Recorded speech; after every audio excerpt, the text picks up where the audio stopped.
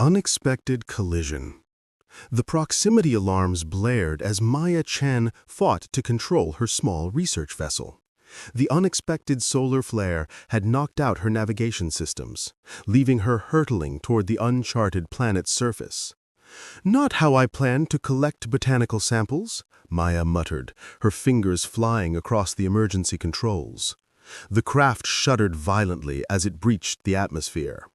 Through the viewport, a landscape of silver-leaved forests and violet mountains rushed toward her with terrifying speed.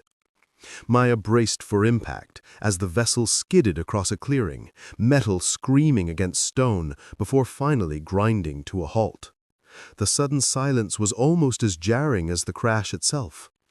She assessed her situation through the cracked viewport. Breathable atmosphere according to her instruments, but she was far off course, on a planet not officially opened to Earth scientists. "Perfect," she sighed, gathering her emergency pack and botanical collection kit.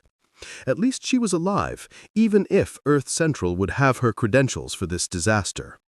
The air outside smelled of something like cinnamon and ozone. Maya had taken 3 steps from her vessel when she noticed she wasn't alone. Standing at the edge of the silver forest was a figure watching her intently. Her first glimpse of a Vexorian took her breath away. Tall and elegant, with skin the color of twilight purple, the being observed her with luminous eyes that seemed to shift between violet and silver. They wore a fitted garment that resembled a laboratory uniform, with instruments Maya didn't recognize attached at the waist. "Hello," Maya called out, raising her empty hands to show she carried no weapons. "I mean no harm. My ship was damaged in the solar storm."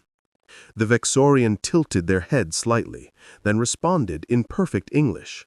"You shouldn't be here. This region is restricted to off-worlders." Maya blinked in surprise. "You speak my language?" "I've studied Earth transmissions for many cycles. I'm Zoran, xenobiologist at the Science Academy. And you're human. Female, judging by your morphology." "Maya Chen. I'm a botanist researching adaptive flora for potential terraforming projects."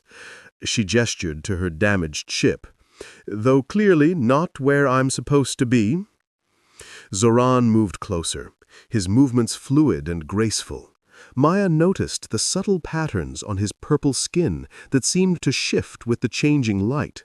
His features were striking: high cheekbones, a straight nose, and those extraordinary eyes that studied her with undisguised fascination.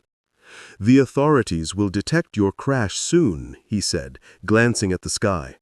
"They don't welcome unexpected visitors, especially humans." "Why especially humans?" Zoran's expression darkened. "Our government fears Earth's influence. They believe your species is too emotionally volatile to be trusted." Maya couldn't help but laugh. "Says the person whose people I'm meeting for the first time by literally crashing onto their planet." Something like a smile flickered across Zoran's face. "Perhaps you're proving their point." A distant humming sound made Zoran tense. "Patrol drones. If they find you, you'll be detained for questioning, possibly for cycles." "And that's bad, I'm guessing?" "Zoranic questioning techniques are thorough." He seemed to make a decision, extending his hand toward her. "Come with me.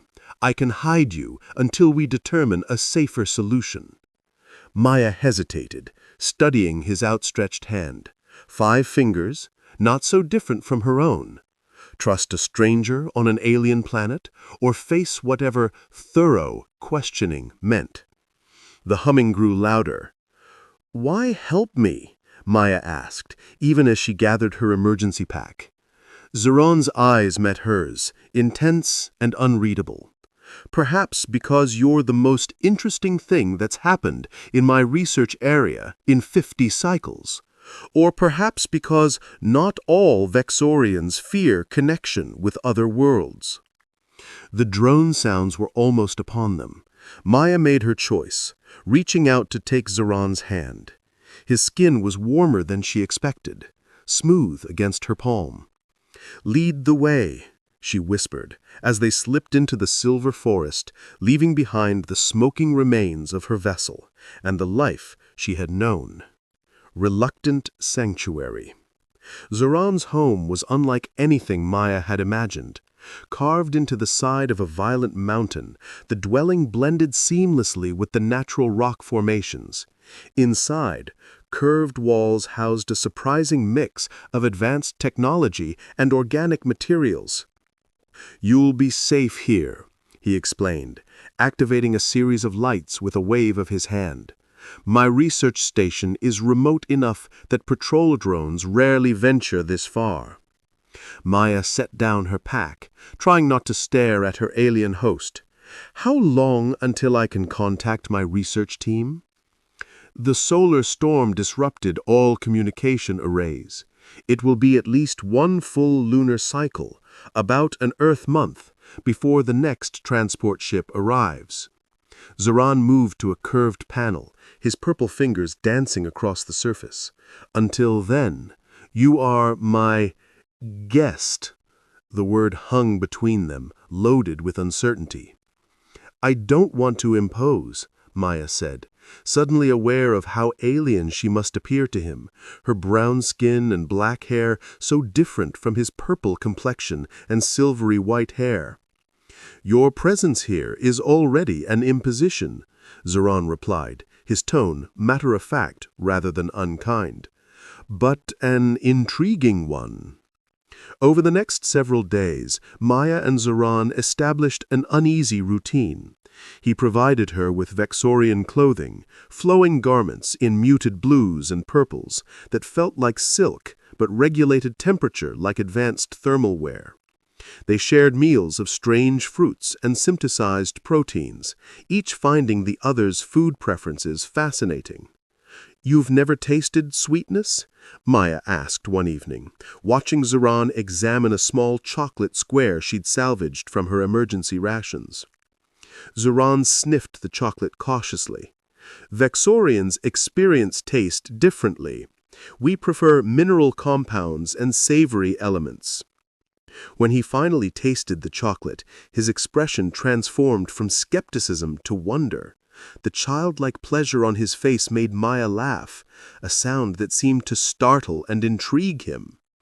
"Your emotional expressions are so immediate," Zoran observed, leaning closer to study her face. "Vexorians are taught to modulate feelings, to process them internally before displaying reactions." "That sounds exhausting," Maya said. Their faces were unexpectedly close, and she found herself noticing the subtle shimmer of his skin, the way his eyes seemed to contain shifting galaxies. Zoran didn't move away. "It is efficient, but perhaps not always satisfying."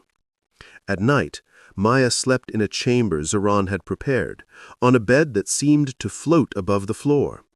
She often lay awake, listening to the strange sounds of this alien world and wondering what Zoran was doing in his laboratory down the corridor.